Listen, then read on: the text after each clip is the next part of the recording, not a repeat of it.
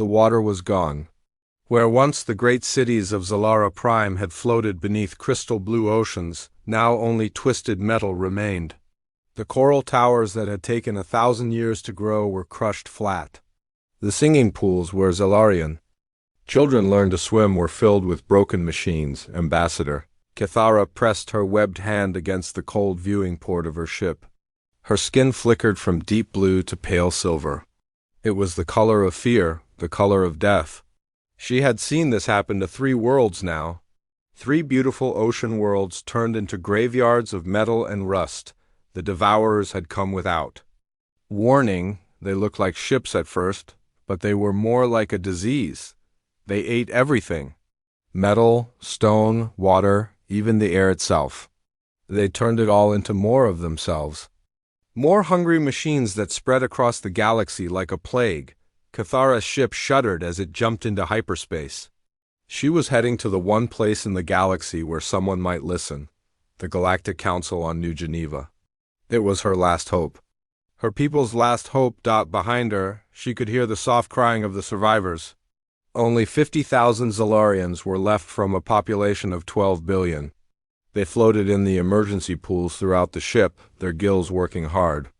In the recycled water, many of them were sick. All of them were afraid. The ship's captain, Veltar, swam up to her in the water-filled corridor. His normally bright green skin was dark with worry. Ambassador, we will arrive at New Geneva in 6 hours. Have you prepared your speech?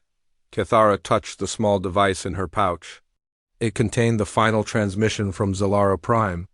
The last desperate message from her homeworld before the devourers finished their work. She had watched it 100 times, and each time it made her heart ache.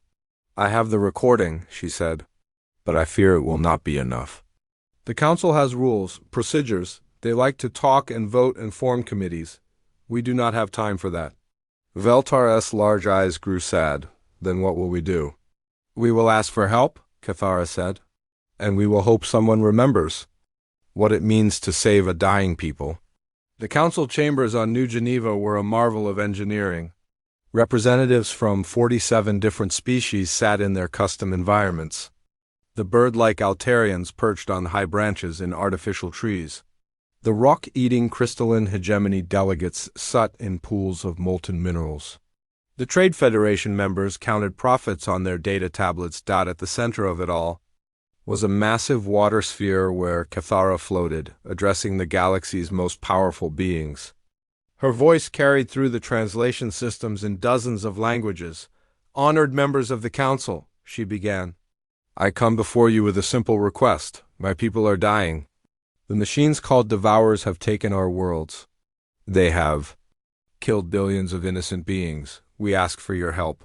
She activated the recording device. Suddenly the chamber filled with the sounds and images of Zelara Prime's final moments. The great underwater cities collapsing. Families trapped as the machines drained their oceans.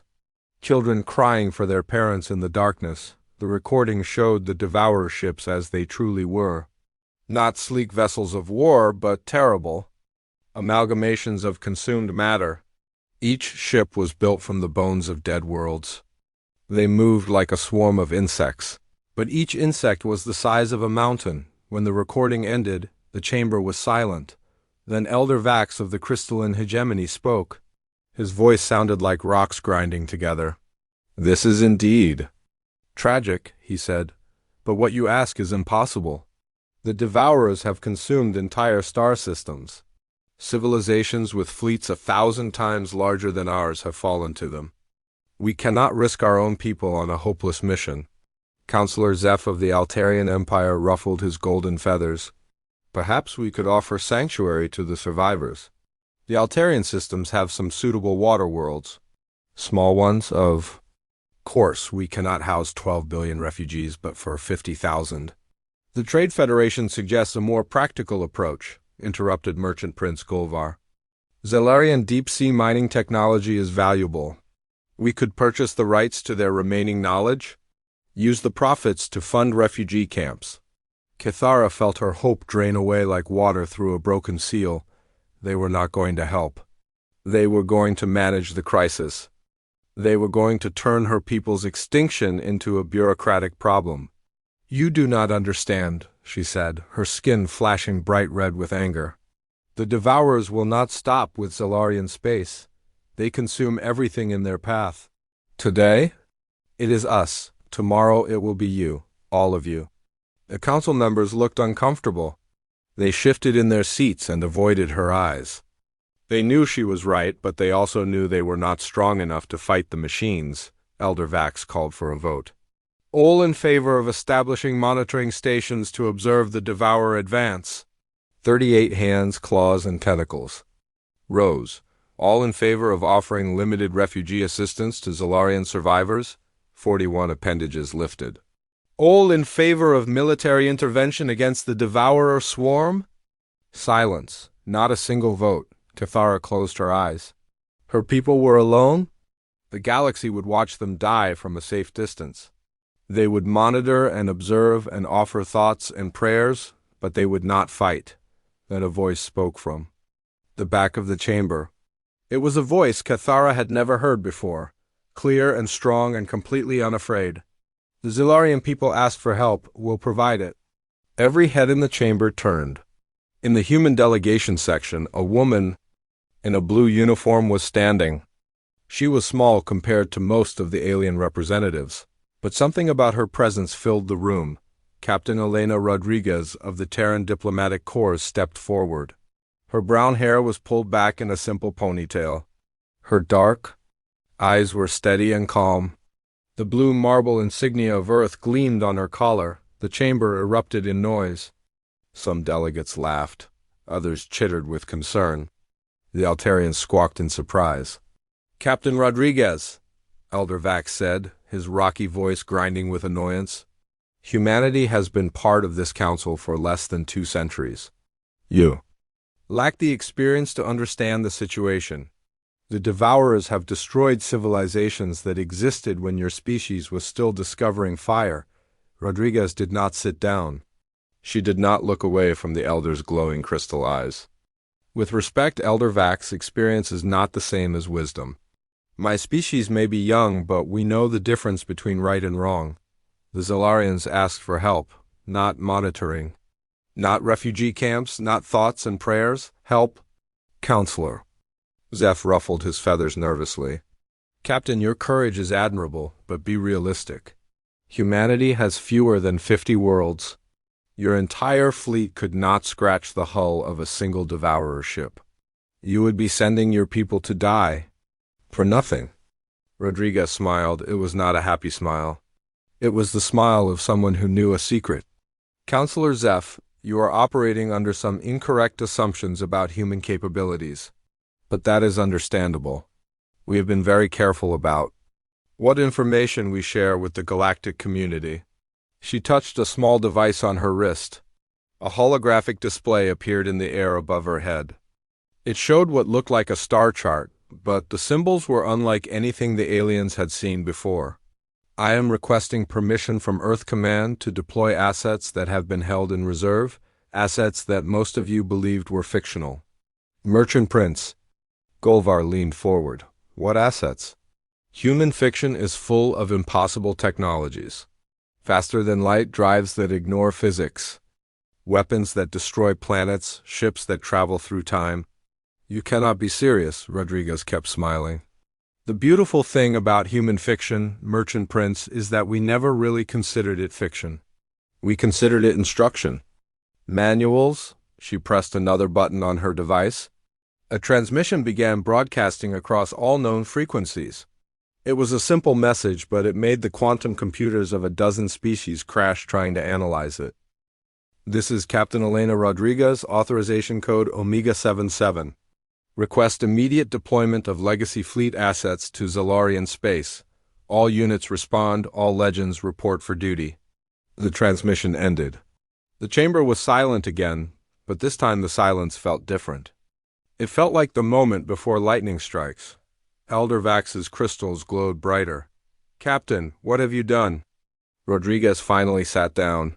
She folded her hands in her lap like someone who had just ordered coffee, not a military intervention. "Against impossible odds? I've done what humans do, Elder Vax. When someone asks for help, we help them. The how is just details. Cathara stared at the human woman. She had seen desperation before. She had seen fear and anger and hopelessness. But she had never seen what she saw in Captain Rodriguez's eyes. Complete, unshakable confidence. How long? Cathara asked quietly. Rodriguez checked her chronometer. The first units should reach Zelarian space in 72 hours. Full deployment within a week. How many ships? Veltar asked from the water beside Cathara. Rodriguez tilted her head thoughtfully. That depends on how you define ships. Some of our assets operate outside traditional physics. Others exist in multiple dimensions simultaneously. A few are technically impossible but work anyway. The Trade Federation representative's data tablet started smoking. That makes no sense. You cannot deploy impossible ships crewed by fictional characters. Rodriguez stood up again. This time her smile was warm and genuine. Merchant Prince, you are about to learn something important about humanity. We don't really believe in impossible. We believe in unlikely, improbable, and inadvisable. But not impossible? She walked toward the exit, then paused. Oh, and Ambassador Cathara? Your people might want to start preparing evacuation protocols for your remaining worlds. Not because we're going to fail, but because what's about to happen is going to be very loud and very bright. We want to make sure all the civilians are safely out of the way when the legends arrive. The chamber doors closed behind her with a soft hiss. For a long moment, nobody spoke. Then the questions began. What did she mean by legends? How can humans deploy fictional assets? Should we be concerned about this Omega protocol? Cathara was not listening to the debates. She was thinking about the look in Captain Rodriguez's eyes, a complete absence of doubt. Either the humans were completely insane, or they were about to do something that would change the galaxy forever. Either way, for the first time in months, Cathara felt something she had almost forgotten. Hope.in. The deep spaces between stars, ancient communication arrays came to life. Signals pulsed across impossible distances, reaching hidden bases and secret facilities that officially did not exist. On Jupiter's moon, Europa, ice cracked as something massive began to rise from the frozen depths. Near Saturn's rings, space itself seemed to ripple as invisible shapes revealed themselves, and on Earth, in a command center buried beneath the deepest ocean trenches, Fleet Admiral Chun stared at a tactical display that showed ship positions scattered across human space. Ships with names that made historians weep and quantum physicists question the nature of reality itself. She pressed a single button. Across the galaxy, legends began to wake up. The news spread across the galaxy faster than light itself. Within hours, every major news network was broadcasting the same impossible story. Humanity had promised to fight the Devourers. The species that had barely learned to build starships was going to face a threat that had consumed entire civilizations on the trade world of Kepler Station. Alien merchants gathered around holographic displays, watching human stock prices crash. Betting pools opened on how long the human fleet would last. The optimistic odds were 17 minutes. The pessimistic ones were 30 seconds. In the crystal cities of the hegemony homeworld, Elder Vax called an emergency session. The massive, crystalline beings resonated with worry, their harmonic voices creating a sound like breaking glass. They had seen what happened to species that challenged the Devourers. They did not want to watch another civilization die, but nowhere was the reaction stronger than in the chambers of the Galactic Council itself. The delegates who had remained after the session clustered in small groups, their voices mixing into a symphony of concern and disbelief. Counselor Zeph preened his golden feathers nervously. This is madness. We should stop them. Send a formal protest to Earth. They are going to get themselves killed. And when they do, the Devourers will turn their attention to the rest of us. Merchant Prince Golvar was calculating something on his data tablet. The economic impact will be severe. Human trade routes carry 30% of the galaxy's medical supplies. If they disappear, we will have shortages across 40 systems. Ambassador Cathara floated in her water sphere, listening to their concerns. She understood their fear, but she also remembered the look in Captain Rodriguez's eyes, complete confidence. Not the desperate bravado of someone making a hopeless gesture, but the calm certainty of someone who knew exactly what they were doing. "Perhaps," she said quietly, "we should wait and see what the humans actually send before we assume they are committing suicide." Elder Vax's crystals flashed red. "Ambassador, with respect, your people are dying. It is natural for you to grasp at any hope, even false hope, but mathematics does not lie. The Devourers have consumed civilizations with 1,000,000 ships. Humanity has fewer than 50 worlds. The outcome is certain." Cathara's skin flickered from blue to green to silver. It was a pattern her people used when they were thinking hard about something important. "Elder Vax, may I ask you a question about mathematics?" "Of course." "If someone told you that 2 plus 2 equals 5, what would you say?" The elders. Crystals dimmed with confusion. "I would say they are wrong. Mathematics is absolute. But what if they could prove it? What if they showed you 2 objects, added 2 more objects, and somehow you counted 5 objects total? What would that mean?" "It would mean either I was counting wrong, or the objects themselves were not what they appeared to be." Cathara's skin settled into a steady gold color. The color of hope, exactly. The humans just promised to deploy ships. That should not exist, crewed by people who should be fictional. Perhaps our mathematics are about to be proven wrong. Meanwhile, on Earth, Fleet Admiral Chen stood in her command center 3 kilometers beneath the Pacific Ocean. The room was carved from solid rock and lined with metal that did not appear on any periodic table. Displays showed ship positions. That made no sense according to standard navigation principles. Some coordinates were listed as negative numbers. Others included letters. A few were simply marked as yes.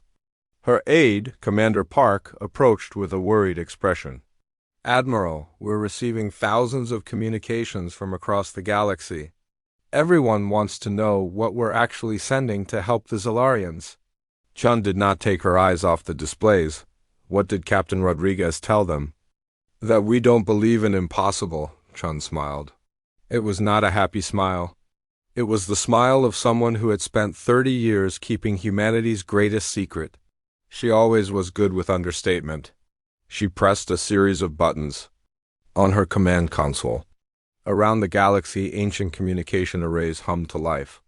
These were not the quantum communicators used for normal interstellar messages.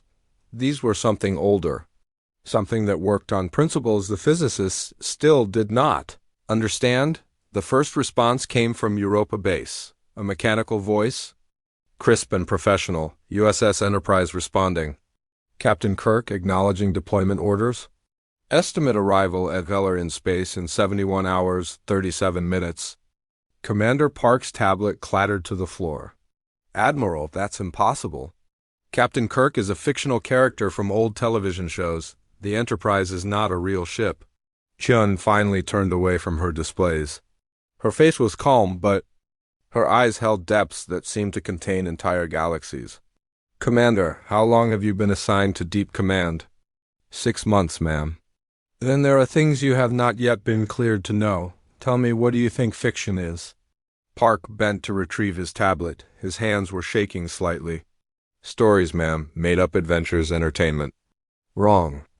Chen walked to a viewport that looked out into the crushing darkness of the deep ocean.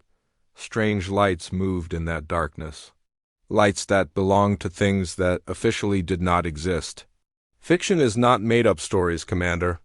Fiction is practice. It is training. It is preparation for the day when the galaxy needs heroes who can do impossible things." Another voice crackled over the communication system. This one was different. Smoother, more confident. "Millennium Falcon checking in. Han Solo here, ready to do the impossible, as usual." Park's tablet slipped from his hands again. "Admiral, Han Solo is from movies. The Millennium Falcon is a fictional spaceship."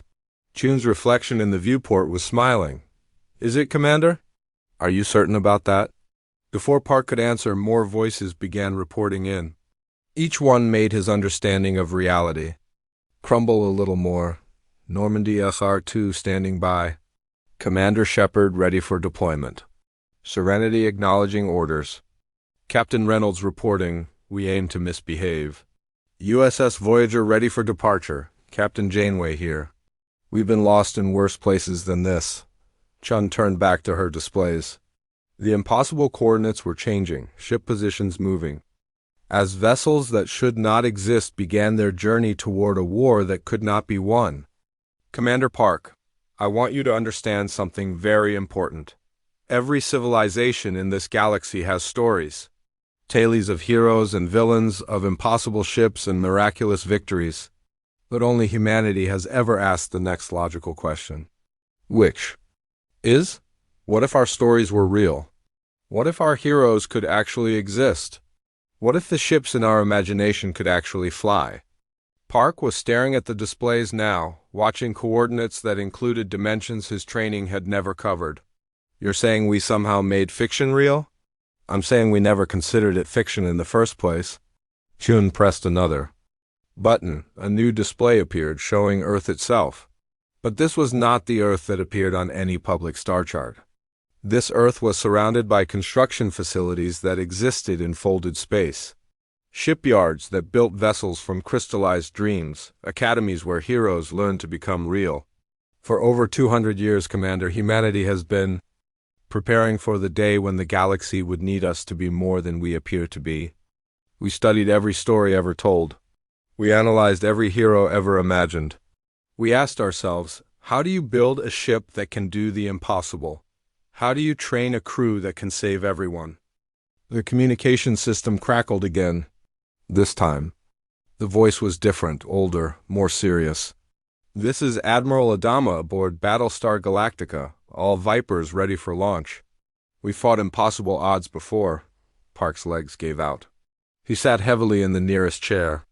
This is insane. You're telling me that every fictional character I grew up watching actually exists? Not exactly. Chun pulled up another display. This one showed personnel files with pictures that looked exactly like actors from old movies and television shows. But the files were marked with current dates. Real service records, actual medical exams. We didn't resurrect fictional characters, Commander. We found people who could become them. People who had the same courage, the same skills, the same unshakable determination to protect others. She pointed to one file. A man with sharp features and intelligent eyes. James Kirk was a farm boy from Iowa who tested off the charts for leadership and tactical thinking. We gave him the training to become the captain his fictional counterpart always was. Another file. A woman with red hair and determined eyes. Commander Shepard was a soldier who scored perfect marks in every combat simulation we threw at her. We taught her to be the hero the galaxy needs. Park scrolled through the files. Each one showed real people with real backgrounds who happened to look exactly like characters from human entertainment. How is this possible? Careful genetic selection, advanced psychological profiling, and something our scientists call narrative resonance. Chun's smile grew wider. It turns out that when enough people believe in a story strongly enough, reality starts to bend toward making that story true. The communication system was alive now with dozens of voices checking in. Ship names that belonged in museums were REPORT-ING ready for battle. Captains who should have been fictional were acknowledging orders. But then a new voice cut through the chatter. This one was cold, mechanical, absolutely without emotion. This is Admiral Chun, all Legacy Fleet units. This is a Code Omega deployment. Full authorization granted. You are weapons-free for all necessary actions to protect Zelarian space. Park looked confused. Admiral, that was your voice. But you're standing right here. Chun pressed one more button. The display changed to show a ship that made Park's brain hurt to look at. It was simultaneously a sleek exploration vessel, a massive military cruiser, and something that existed in too many dimensions for human eyes to process properly. That was my counterpart aboard the UES Possibility. The flagship of the Legacy Fleet, Every ship needs an admiral, even ships that technically should not exist. On the display, the possibility was beginning to move. But it was not moving through normal space. It was moving through narrative space, following storylines that connected fictional reality to actual reality. Park tried to make sense of what he was seeing. "Admiral, how many ships are in this legacy fleet?" Tian considered the question. "That depends on how you count. If you count only the ships that exist in normal spacetime, about 50. If you count the ships that exist in parallel dimensions, several hundred. If you count the ships that exist in potential space where stories become real." She paused. "Let's just say the Devourers are about to learn why humanity has always been careful about which stories we choose to tell." The communication system crackled one final time. This voice was different from all the others. It carried an authority that seemed to echo across dimensions. "This is Captain Jean-Luc Picard aboard the USS Enterprise NCC 1701D. Legacy Fleet is departing for Zelarian space. Estimated arrival, 68 hours. To any Devourers monitoring this frequency, I have only one thing to say." The voice paused. "Make it so." Admiral Chen turned to Commander Park, who was staring at the displays with the expression of someone whose entire understanding of reality had just been rewritten. "Commander, you asked if this was insane? The answer is yes. Completely, absolutely. Insane, but sometimes insanity is exactly what the situation requires." On the displays, impossible ships were moving toward an impossible battle to save a people who had asked for help. And somewhere in the depths of space, ancient machines that had consumed 1,000 civilizations were about to learn something new about the power of stories, the strength of heroes, and the determination of a species that had never learned the difference between fiction and possibility. Park managed to find his voice. "What happens if we lose?" Chiun's reflection in the viewport showed a woman who had spent decades preparing for this moment. "Commander, we're sending the greatest heroes humanity has ever imagined to fight a battle. That cannot be won using weapons that should not exist aboard ships that ignore the laws of physics. If we lose, it won't be because we didn't try hard enough." She walked toward the exit, then paused. "Besides, these aren't just our stories anymore. They're the galaxy's stories. And sometimes, when everyone needs a miracle, stories have a way of making themselves true." The command center fell silent except for the hum of impossible machinery and the whisper of dreams becoming real. Outside, in the crushing darkness of Earth's deepest ocean, lights moved that belonged to ships getting ready to save the galaxy. Ships with names that made children dream and adults remember what it meant to believe in heroes. The legacy fleet was coming.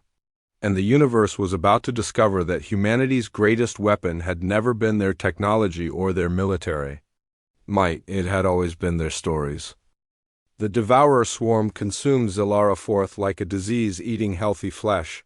What had once been a world of floating gardens and crystal cities beneath gentle seas was now nothing but twisted metal and grinding machinery. The organic curves of Zelarian architecture were replaced by the harsh angles of mechanical construction. The singing pools where children learned to swim were now processing centers. Where stolen matter was converted into more machines, Cathara watched the destruction from her command ship at the edge of the system. Each pulse of light from the surface meant another 1,000 of her people were dead. Another piece of her civilization was gone forever. She had hoped the humans would arrive in time to save something, but the fourth world was already lost.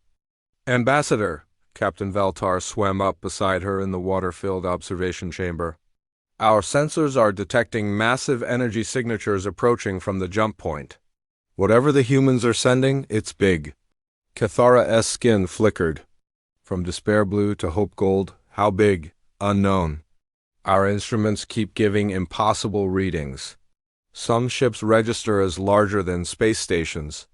Others appear to be smaller than shuttlecraft, but generate energy signatures like battle cruisers. A few ... He paused, his gills fluttering with confusion. "A few appear to exist in multiple locations simultaneously." On the tactical display, red dots marked devourer positions throughout the system. There were thousands of them, each one a ship built from the consumed remains of dead worlds. They moved in perfect coordination, like cells in a vast organism dedicated to consumption and growth. Then the first human ship appeared, the USS Enterprise dropped out of hyperspace with a flash of light that made every sensor in the system scream warnings. She was beautiful in a way that made Cathara's hearts ache. Clean lines and graceful curves, gleaming hull plates that seemed to bend light around them. She was exactly as she appeared in the old human broadcasts, but somehow more real than reality itself. By the depths, Valtar whispered. She's magnificent. More ships followed. The Millennium Falcon materialized in a burst of impossible physics, already moving at speeds that should have torn her apart. The Normandy phased into normal space like a ghost becoming solid. The USS Voyager emerged trailing energy signatures. That looked like captured starlight, but it was not just the ships that defied understanding, it was how they moved. The Enterprise executed a banking turn that ignored the laws of momentum. The Millennium Falcon threaded through an asteroid field at sublight speeds while somehow arriving ahead of ships that had entered the field first. The Serenity appeared to be in 3 different locations at once before settling into a single position that satisfied the observer's need for logical consistency. On the bridge of her ship, Cathara activated the communication system. She needed to coordinate with the human fleet, to share intelligence about devourer tactics and positions. But when she opened the channel, what she heard made her skin cycle through every color in the Zelarian emotional spectrum. "This is Captain James T. Kirk of the USS Enterprise. All human vessels implement attack pattern Enterprise. Science officer, I need a full tactical analysis of these machines. Are they truly artificial, or is there biological components we're missing?" Another voice responded, calm and professional. "This is Commander Shepard aboard the Normandy. My A is analyzing their communication patterns. These machines are more sophisticated than anything in our databases. They're not just destroying, they're learning." A third voice, rough and confident. "Han Solo here. I don't care how sophisticated they are. They're threatening innocent people, and that's all I need to know." "Chewie, charge the main guns." Cathara realized she was listening to legends made real. These were not actors playing roles or computer simulations running programs. These were actual people with the skills and personalities of humanity's greatest fictional heroes, commanding ships that somehow existed despite violating every known law of physics. The Enterprise moved toward the largest concentration of devourer ships. Her phasers lanced out, not with the simple energy beams Cathara expected, but with streams of coherent force that seemed to edit reality as they passed.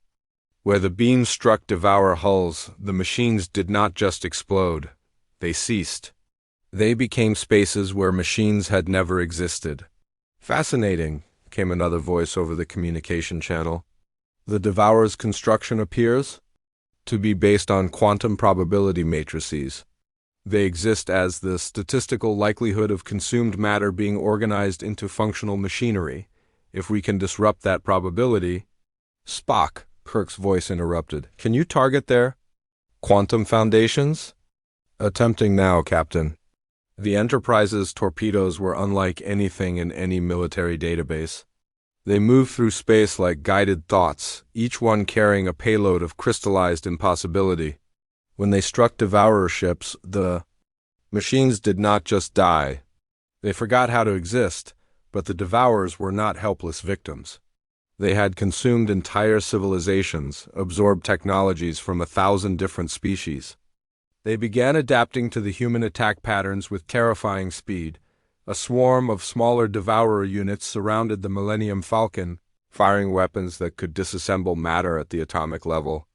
Any normal ship would have been reduced to component particles in seconds. Instead, Han Solo laughed. "You picked the wrong ship, bucketheads. Punch it, Chewie." The Falcon moved in ways that made Cathara's brain hurt. She seemed to slip between the devourer weapons, not by dodging them, but by convincing space itself that she was somewhere else. Her guns returned fire with impossible accuracy, each shot finding the exact weak point needed to cripple a machine that had no apparent weak points, The battle expanded as more human ships arrived. The USS Voyager appeared from nowhere, her captain's voice crisp and determined. "This is Captain Janeway. We've faced impossible odds before. These machines may be ancient, but they've never encountered human stubbornness." Voyager's weapons were different from the Enterprise's. Where Kirk's ship edited reality, Janeway's vessel negotiated with it. Her photon torpedoes convinced Devourer shields that they were not actually solid. Her phasers explained to enemy armor that it would be much happier as scattered atoms. The Serenity moved through the battle like a dancer, her crew somehow rescuing Zelarian survivors from the surface of the dying world even while massive ship-to-ship combat raged around them. Captain Reynolds' voice was calm and conversational, as if he were discussing the weather rather than performing impossible rescue operations. "This is Serenity. We've got civilians trapped in the underwater city ruins. Going in for pickup. If anyone wants to keep the big metal nasties off our back, that'd be shiny." The Enterprise immediately adjusted position, placing herself between Serenity and a squadron of Devourer interceptors. Kirk's tactical genius was evident in every maneuver. He was not just fighting a battle, he was conducting a symphony of controlled chaos that turned enemy advantages into disadvantages, but the Devourers were learning. They began coordinating their attacks, focusing fire on single human ships. The Normandy took a hit that should have vaporized her, but somehow Commander Shepard kept her flying. "Shields down to 12%, came the report. "Hull breaches. On decks 4 through 7. "Joker, I need everything you've got." "You got it, Commander. This ship's been through worse." The Normandy spun away from her attackers, firing a spread of missiles that somehow convinced space itself to fold, allowing the weapons to strike targets from impossible angles. But more Devourer ships were arriving, pouring into the system like metallic locusts. Then something changed. A new ship appeared at the edge of the battle. This one was different from all the others, larger, more complex. She moved with the grace of a predator and the authority of a flagship. "This is Captain Jean-Luc Picard aboard. The USS Enterprise NCC 1701D, all ships, this is now a coordinated fleet action. Commander data, analysis of enemy weak points." The android's voice was precise and emotionless. "Captain, the Devourers appear to be controlled by a central coordination matrix. If we can locate and disrupt their command structure, the entire swarm will become vulnerable." But even as the human fleet fought with impossible skill and weapons that defied physics, the Devourers kept coming. For every machine destroyed, 2 more emerged from the processing centers on the dying world below.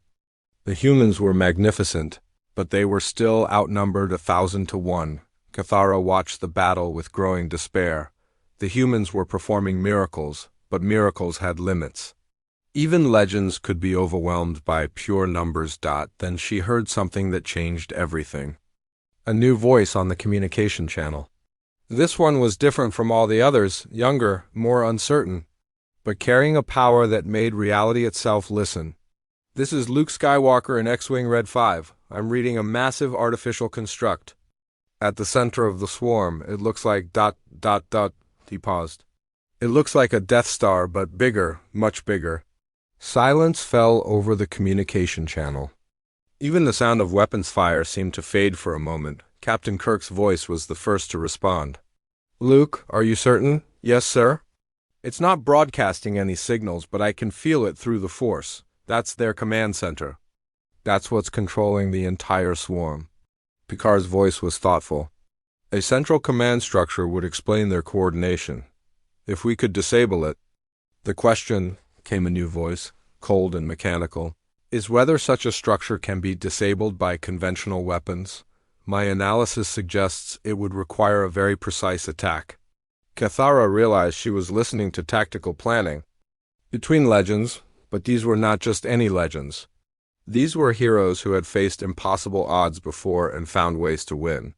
Heroes who specialized in turning certain defeat into miraculous victory. Han Solo's voice cut through the analysis. "Kid, you thinking what I think you're thinking?" Luke's reply was quiet but determined. "Sometimes you have to trust the Force, Han. Sometimes you have to believe that impossible things are possible." That's what I was afraid you'd say. The human fleet began to reposition itself. The Enterprise and Enterprise D moved to create a corridor through the Devourer swarm. The Millennium Falcon and Serenity began harassing operations to draw enemy fire. The Normandy and Voyager provided covering fire with weapons that convinced enemy sensors that targets were somewhere other than where they actually were, and through it all, one small fighter moved toward the heart of the swarm. A single X-Wing against a structure that dwarfed planets. Luke Skywalker, the last of the Jedi, flying toward a target that could not be destroyed by any logical means. Cathara watched the tactical display with her heart's pounding. She had never believed in mystical forces or impossible powers. But she was watching a young human pilot do something that should have been suicide. Flying with a precision that seemed to bend the laws of physics around his ship, the Death Star began firing at the X-Wing. Beams of energy that could shatter moons reached out like fingers of destruction.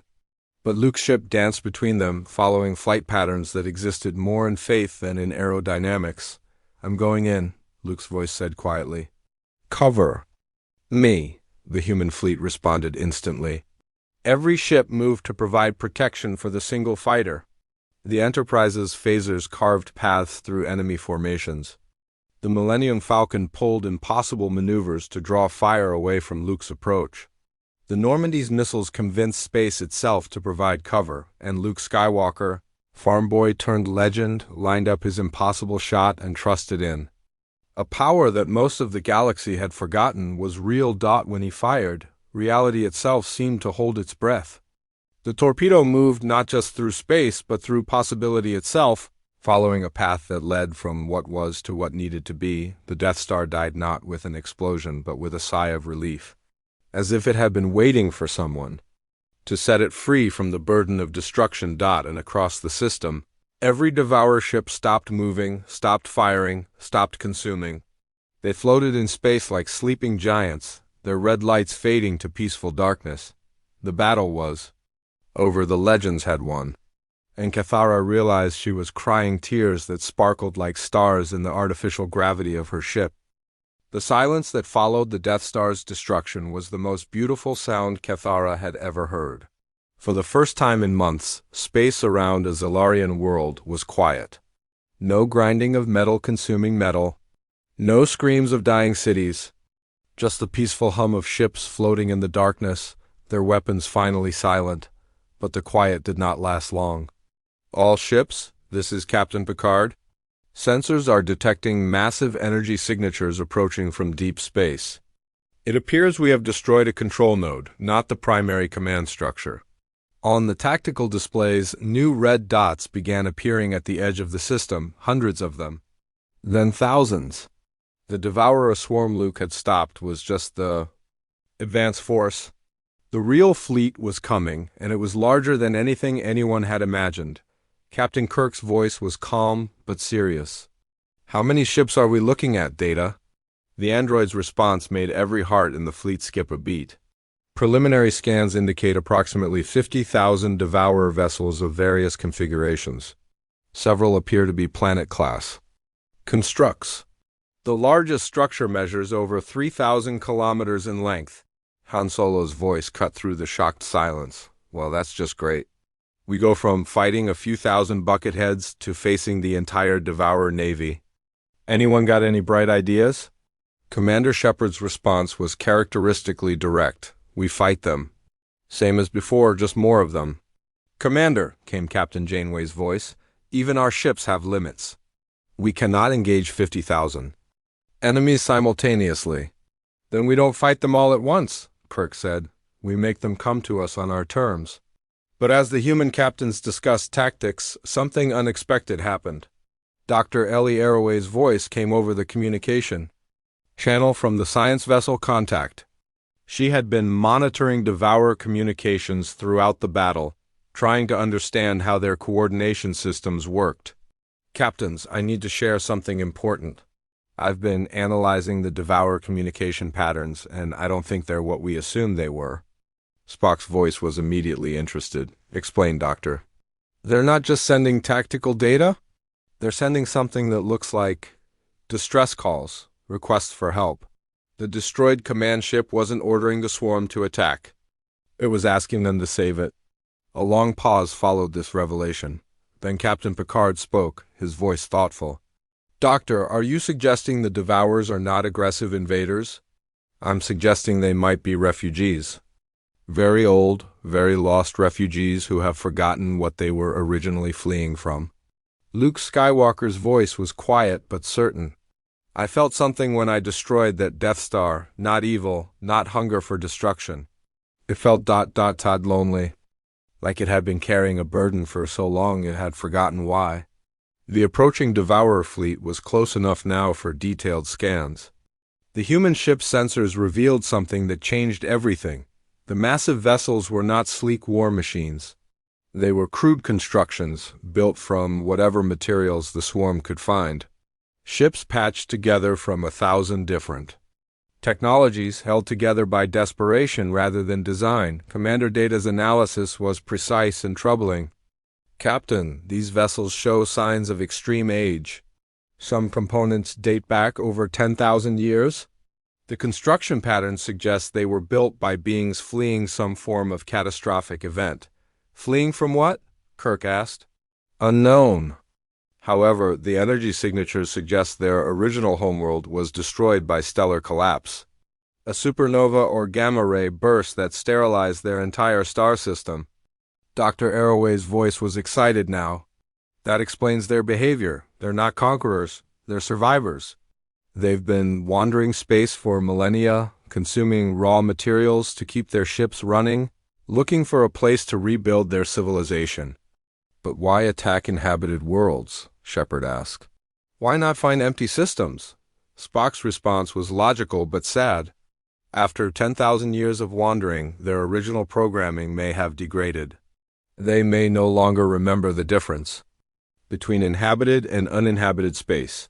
They may not even remember that other forms of life exist. The lead elements of the Devourer fleet were entering the system now, but something was wrong with their approach. Instead of forming attack formations, they were spreading out, surrounding the human ships but not firing. Their movements seemed cautious, almost fearful, than the largest ship in the fleet. A massive construct that looked like an entire city torn from the surface of a dead world began broadcasting on all frequencies. The message was not in any known language, but the universal translator slowly began making sense of it. The voice that emerged was ancient beyond measure, tired, lonely. It spoke with the weight of 10,000 years of loss. Unknown vessels, you have destroyed our Pathfinder. We do not understand your purpose. Are you the Guardians? Have you come to tell us our exile is ended? Dr. Arroway immediately responded. This is Dr. Ellie Arroway of the Human Vessel Contact. We are not Guardians. We are here to protect the people of this system. But we want to understand. Who are you? What are you seeking? The response came slowly, as if the speaker was remembering how to communicate with other forms of life. We were the architects, builders of worlds, shapers of life. We fled when the sky burned. We have wandered the dark between stars, seeking materials to rebuild our worlds, our people. We did not know others still lived? Captain Picard's voice was gentle but firm. The materials you seek belong to living civilizations. You have destroyed worlds with billions of inhabitants. The silence that followed was so long that many thought the communication had been lost. When the voice returned, it carried a weight of horror that made even hardened soldiers weep. Living? The worlds we took were alive? We have murdered entire civilizations. How is this possible? Our sensors detect only raw materials. We see only resources to be harvested. Dr. Arroway's scientific mind immediately grasped the problem. Your sensors are designed to analyze matter, not life. After 10,000 years of isolation, you've forgotten what living worlds look like. To you, a city full of people appears as processed metals ready for collection. By the first light, the ancient voice whispered. What have we become? What have we done? Across the Devourer fleet, ships began powering down their weapons. Not in surrender, but in horror. The realization that they had been committing genocide, without knowing it was breaking their collective spirit, but the human fleet was not content to leave things there. Captain Kirk's voice cut through the growing despair with characteristic determination. We can help you. Humans are very good at fixing problems that seem impossible to solve. How? The architect voice asked. How can you repair 10,000 years of unintended murder? How can you restore the civilizations we have? Consumed in our ignorance? We can't bring back the dead, Kirk admitted. But we can help you find what you've been looking for. A home, a place to rebuild, a chance to become builders again instead of destroyers. Dr. Arroway was already working at her science station. Captain, I'm detecting several uninhabited systems. Within 50 light years. Systems with abundant raw materials but no life. The Devourers could build there without harming anyone. But Commander Shepard had an even better idea.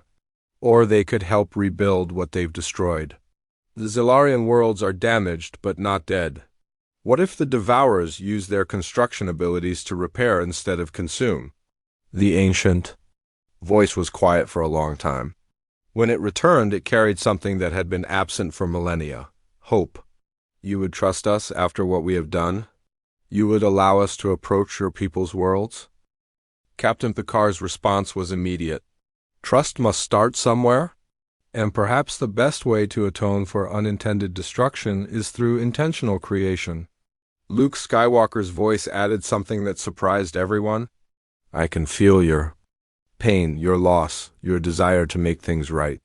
The Force connects all living things, and you're still connected to it. You can choose to be builders again. What happened next would be talked about in alien bars and human universities for generations. The Devourer fleet, 50,000 ships strong, began to change. Not their physical structure, but their purpose. The massive vessels that have been engines of destruction slowly rotated to face the damaged Zelarian worlds below, and they began to build. The same technology that had consumed 3 worlds now worked to restore them.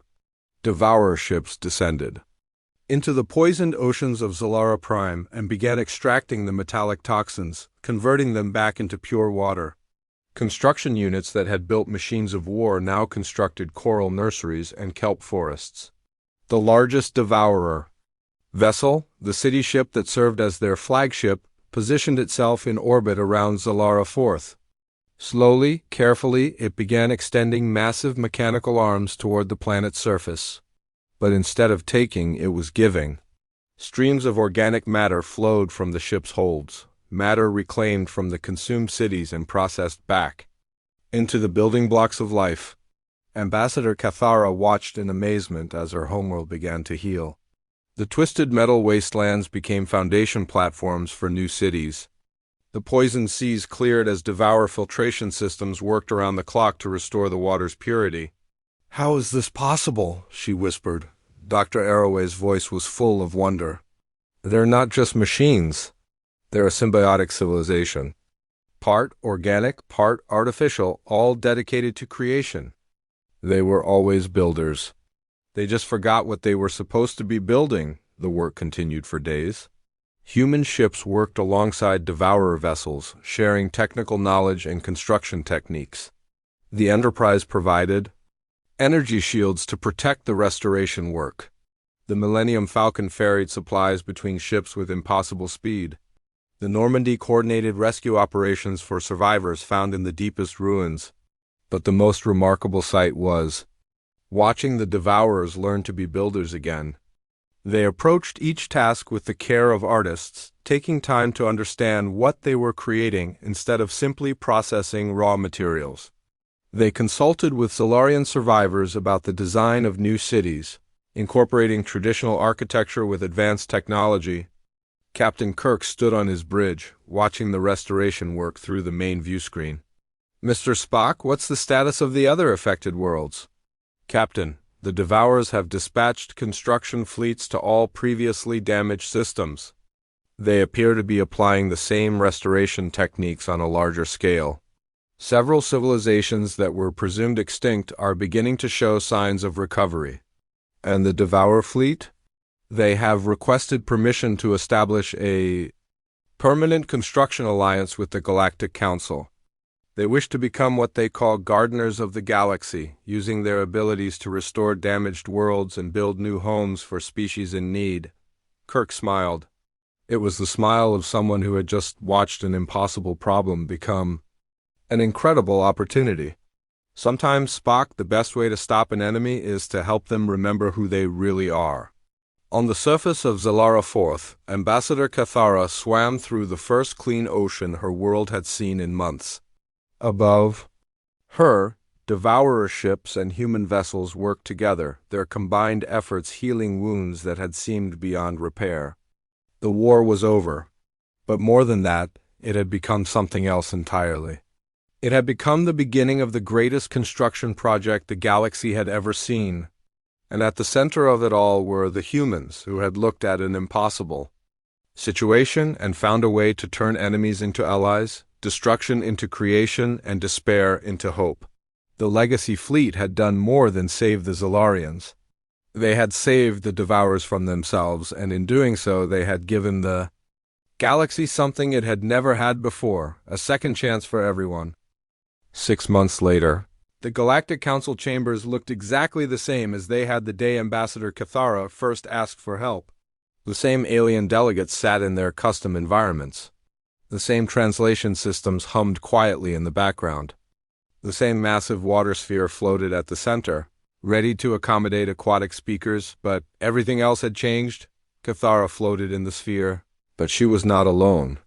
Beside her swam another figure, tall and graceful, with skin that shimmered like polished metal. The being's movements were perfectly coordinated, mechanical in their precision, but somehow organic in their beauty. It was an architect, one of the beings the galaxy had known as Devourers for 10,000 years. Honored members of the Galactic Council, Cathara began, her skin glowing with patterns of joy and hope, I stand before you today not to ask for help, but to offer it. The Zelarian Architect Alliance formally requests membership in the galactic community, sponsored by the Terran Federation. The chamber erupted in murmurs and whispers. 6 months ago, the idea of the Devourers asking to join the Council would have been impossible. They were the galaxy's greatest threat, the machines that consumed entire civilizations. Now they were asking to become neighbors. The architect beside Cathara spoke, its voice carrying harmonics that had not been heard in the galaxy for millennia. I am Builder Prime Nexus, speaking for all architect vessels.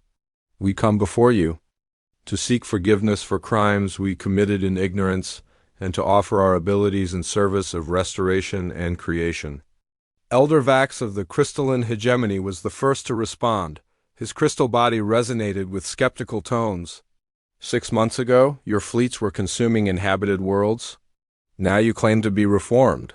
How can we trust that this change is permanent?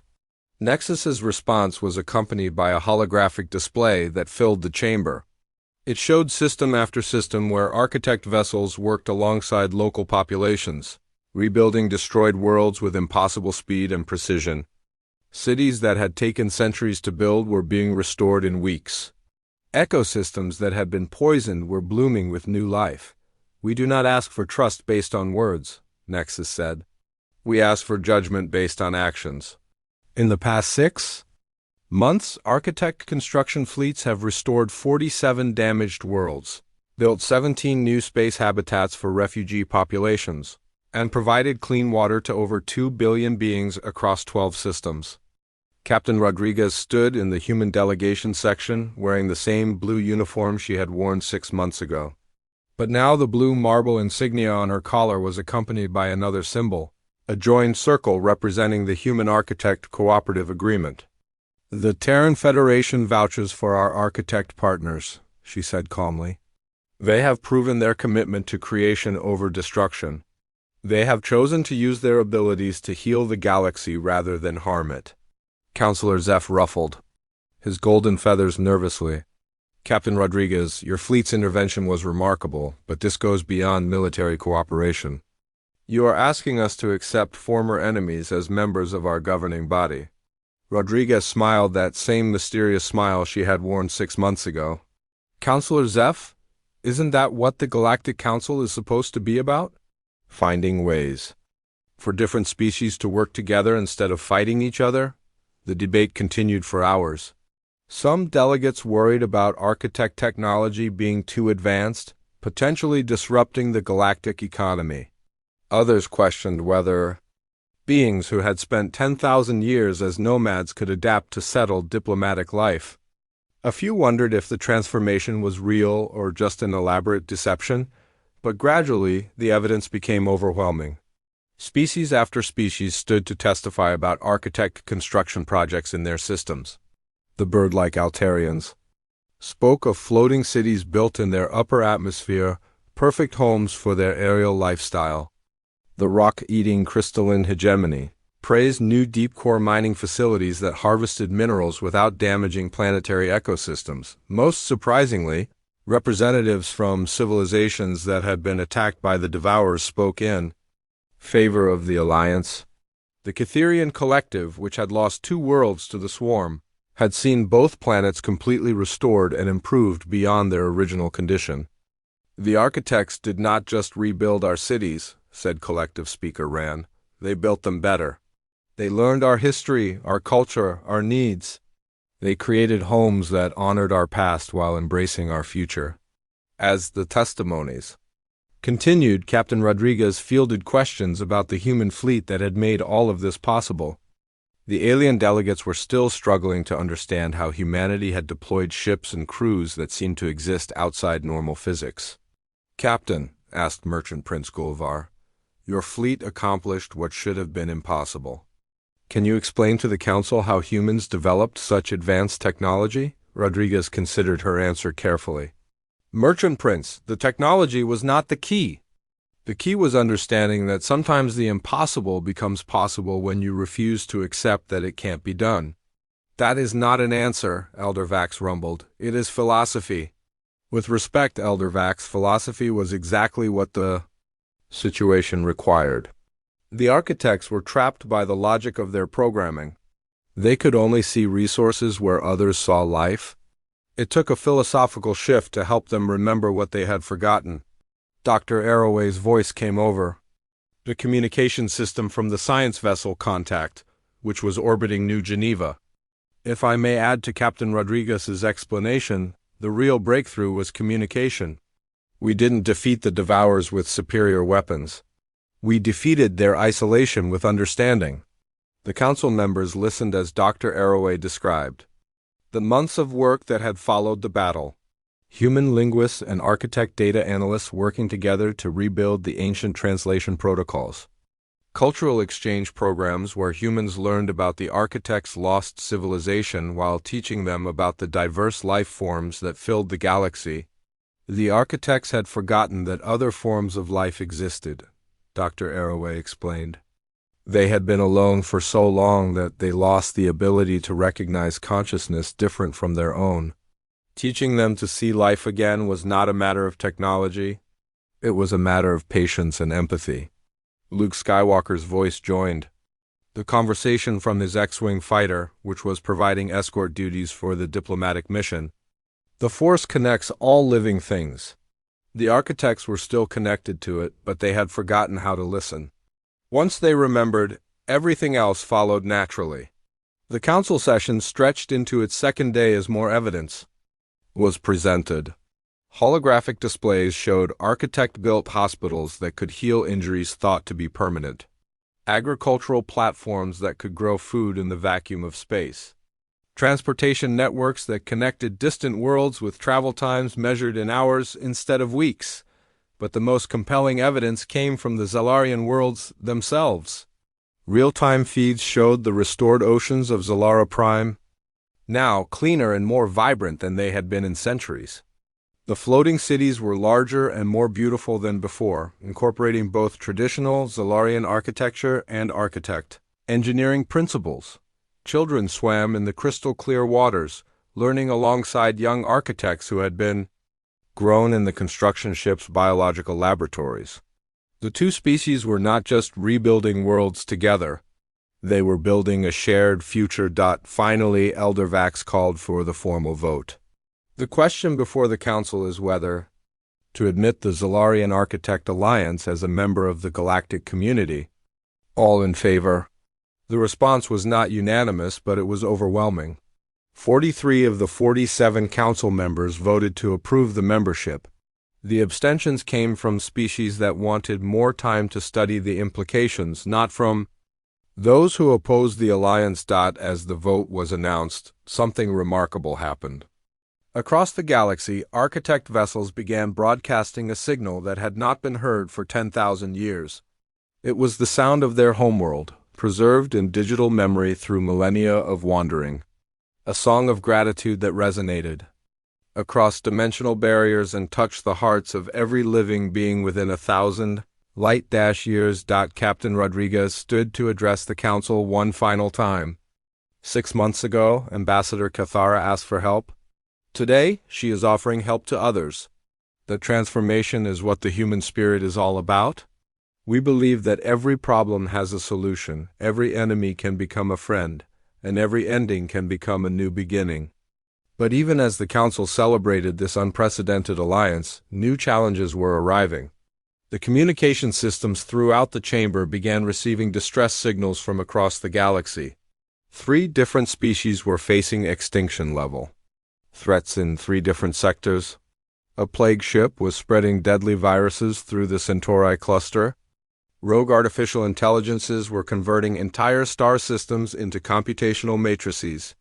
An interdimensional rift was allowing hostile entities to invade the galaxy. The council members looked at each other with growing concern. They had just celebrated one victory, and already new crises were demanding their attention. The traditional response would be to form committees. Captain Rodriguez checked her communication device. New signals were already pulsing out from Earth, calling the legacy fleet back to active status. Ships that had returned to their hidden bases were emerging once again, ready to face whatever threats the galaxy could produce, but this time they would not be alone. Architect construction ships were already moving to join them, their massive hulls converted into mobile medical facilities and evacuation platforms. The Zelarian deep space rescue fleets were preparing to launch, their bioships perfectly suited for operations in hostile environments. "We'll handle it," Rodriguez said simply.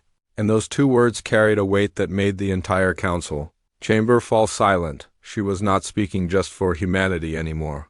She was speaking for an alliance that combined human determination with architect engineering and Zelarian wisdom. An alliance that had learned to turn enemies into friends and destruction into creation. All of it? Asked Elder Vax, his crystals dimming with concern. 3 simultaneous crisis situations across different galactic sectors? Rodriguez's smile was warm and confident. Elder Vax, 6 months ago you told me that humanity lacked the experience to understand galactic-scale problems. You were right. But you know what we lack in experience, we make up for in imagination. She walked toward the exit, but paused at the chamber doors. The galaxy asked for help, we're going to provide it, all of it.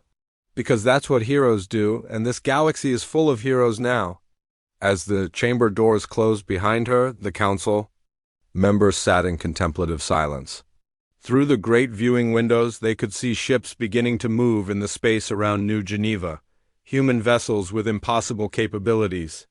Architect construction platforms the size of cities. Zelarian. Bioships that pulsed with their own inner light. The legacy fleet was deploying again.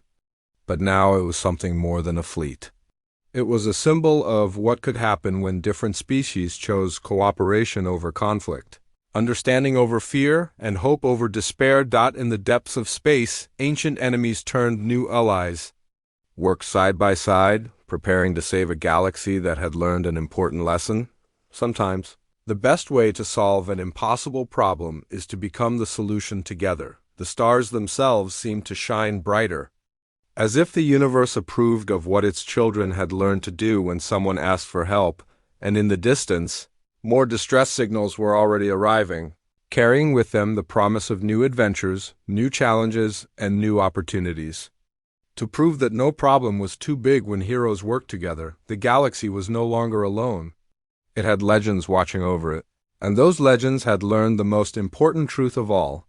The real magic was not in the ships or the weapons, or the impossible technologies. The real magic was in choosing to help when someone asked for it.